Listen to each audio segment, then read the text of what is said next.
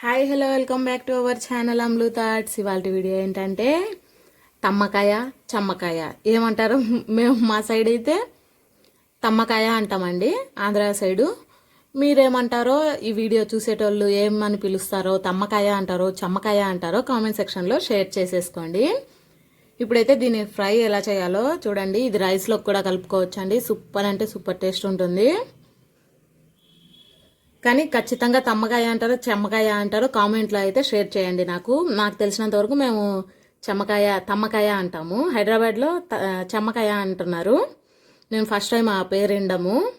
ఏదో ఒకటి ఏదైతే అది కామెంట్ సెక్షన్లో షేర్ చేసేసుకోండి. ఇప్పుడైతే వీడియో ఎలా చేయాలో, వంట ఇది ఎట్లా చేయాలో చూసేసుకోండి.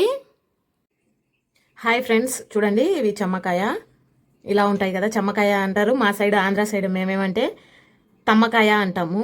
ఇటు సైడ్ హైదరాబాద్ మొత్తంలో దీన్ని చమ్మకాయ అంటున్నారు. దీన్ని అయితే ఈరోజు ఫ్రై చేద్దాం. ఎట్లా చేద్దామో చూసేద్దాం. ఇదైతే కోసేద్దాము కటింగ్ చేసి. వీటికి నార ఏమొస్తుందో లేదో తెలీదు. నేనైతే ఫ్రై చేస్తున్నాను కాబట్టి ఈ విధంగా కోసుకుంటున్నాను. చూడండి, చూపించిన విధంగా కోసుకోండి. ఇలా అంటే ఫ్రై కాబట్టి ఇలా కోస్తున్నాను. పులుసుకైతే మామూలుగా కోసుకోండి. నేను మామూలుగా అయితే ఉడకబెట్టి కూడా ఫ్రై చేస్తారు, కానీ నేను అలా చేయట్లేదు, ఆయిల్లోనే చేస్తున్నాను. దీనికి నార వస్తుందో లేదో కూడా తెలియట్లేదు. నార అయితే ఏం లేనట్టుంది, సీడ్స్ కూడా ఉన్నాయి కొంచెం. అన్నీ అయితే ఈ విధంగా కోసేద్దాము. ఇట్లా పొడవుగా కోసేద్దాము. చూడండి, నేను అయితే ఇలా కోస్తున్నానండి. ఒకసారి ఫస్ట్ అలా కోసాను కదా, ఎందుకో ఇట్లా చేసి తీస్తే బాగుంటుందేమో అనిపించి ఇలా రెండుగా చేస్తున్నాను. అప్పుడు బాగా ఉడుకుతుంది కదా తొందరగా, అందుకోసం ఇలా చేసి అట్లనే కోసేసాను. ఇట్లా పొడవుగా మీకు ఇష్టం వచ్చిన షేప్లో మీరు కోసుకోండి. చూడండి ఫ్రెండ్స్, అన్నీ అయితే ఈ విధంగా కోసేసుకున్నాను. ఇప్పుడు నెక్స్ట్ ప్రాసెస్కి వెళ్ళిపోదాం. చూడండి, ఒక కడాయి పెట్టేసా. ఇందులో సరిపడా ఆయిల్ ఫ్రైకి. మీకు ఇష్టం వచ్చిన డైట్కి కూడా పనికొస్తుందండి ఇది. కాకపోతే ఆయిల్ కొంచెం తక్కువ వేసుకోండి. నేనైతే కొంచెం ఎక్కువ వేసా. నేను టేబుల్ స్పూన్ వేసా, మీరు టీ స్పూన్ వేసుకుంటే సరిపోతుంది. ఇప్పుడు చూడండి, ఇందులో కొన్ని ఉల్లిపాయలు, పోపు దినుసులు వేసాము, కొంచెం కరివేపాకు. చూడండి, అవి వేగిన తర్వాత ఇప్పుడు ఇందులో మన తమ్మకాయలు వేసేసేయాలి. వేసేసి ఒకసారి కలిపి, చూడండి ఒకసారి కలుపుకున్న తర్వాత దానికి సరిపడా ఉప్పు వేసుకొని ఒకసారి కలిపి మూత పెట్టి మగ్గించుకోవాలి. చూడండి, ఇప్పుడు అవి మగ్గేలోపు ఇందులో కొన్ని పుట్నాలు అంటే తినే శనగపప్పు, కొన్ని ఎండుమిర్చి ఉంటే ఎండుమిర్చి వాడండి, లేదంటే ఎర్రకారం పొడి ఉంటుంది కదా, పొడి వాడండి.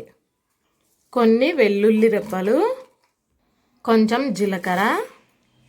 ఇప్పుడు దీన్ని గ్రైండ్ చేద్దాం. నేనైతే ఉప్పు వేయట్లేదండి, ఎందుకంటే ఆల్రెడీ దాంట్లో వేసాను కాబట్టి దీంట్లో వేయట్లేదు. ఇప్పుడు గ్రైండ్ చేసుకుని వస్తా. చూడండి, ఈ విధంగా గ్రైండ్ చేసుకుంటే సరిపోతుంది. చూడండి, ఈ విధంగా మగ్గించుకోండి, లేదంటే కొంచెం పసరు వాసన వస్తుంది మగ్గకపోతే.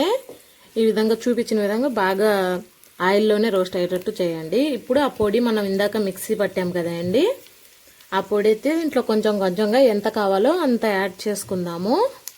దీన్ని ఇట్లానే డైరెక్ట్ అన్నంలో కూడా కలుపుకోవచ్చు అండి, లేదా తాలింపులాగా నంచుకోవచ్చు.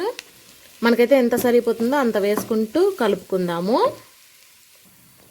చూడండి, కొంచెం కొంచెంగా యాడ్ చేసుకుంటూ ఇంత యాడ్ చేశాను. ఇది అన్నంలో కలుపుకోవడానికి కాబట్టి నేను ఇంత యాడ్ చేశాను. మీరు కొంచెం తక్కువ అంటే తక్కువ వేసుకోండి, ఇంకొంచెం కావాలంటే ఎక్కువైనా వేసుకోండి. ఉప్పు అయితే ఒక్కసారి చెక్ చేసుకొని ఒక 2 మినిట్స్ ఇలా కలిపేసుకున్న తర్వాత, అంటే పప్పుల పొడి అది మొత్తం పచ్చివాసన పోతుంది కదా, అందుకోసం 2 మినిట్స్ ఇలా కలుపుకున్న తర్వాత ఇంకా స్టవ్ బంద్ చేసుకోవడమే, అయిపోయినట్టే అండి. నా వీడియో మీకు నచ్చితే లైక్ చేయండి, షేర్ చేయండి, సబ్స్క్రైబ్ చేసుకోండి. మళ్ళీ వేరే వీడియోతో మళ్ళీ కలుద్దాం. అంతవరకు బాయ్.